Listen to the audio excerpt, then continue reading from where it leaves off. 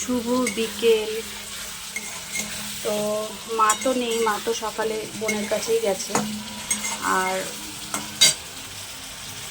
মিষ্টি আর আমি আজকে সকালে 11টা সাড়ে 11টার সময় ভাত খেয়েছি, তাই জন্য আমাদের কারোর খিদে সেরকম পায়নি। তো মা রান্না করেই গেছে, মা ডাল তরকারি করে গেছে, আর বোনের জন্য নিয়ে গেছে, কারণ আমার বোন নিরামিষ খায় ওই জন্য। আর এখন দেখো ইচ্ছা করে একটু বেলা করে মিষ্টি আর আমি খাবো দেখে একটু ডিম কষা বানাচ্ছি। তো এটা হয়ে গেলে তারপর আমি আর মিষ্টি খেয়ে নেব। মা তো সেই রাতের দিকে আসে। তো তোমাদের সবার নিশ্চয়ই খাওয়া হয়ে গেছে।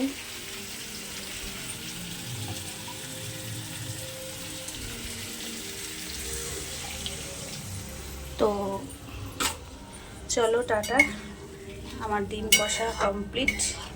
এটা ফুটলে একটু গরম মশলা দেব, দিয়ে তারপর মিষ্টি আর আমি খাবো, খেয়ে শোবো। তারপর সন্ধেবেলা নয়, রাত্রি 9টা বাজে আমার মার আসতে।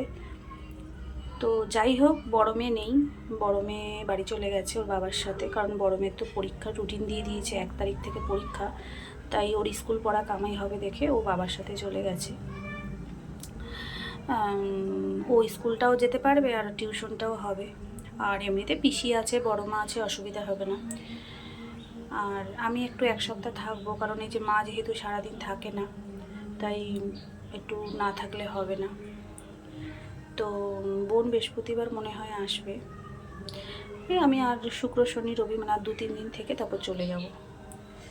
তো চলো টাটা, এখন মিষ্টি আর আমি খাবো, আবার পরে আসছি।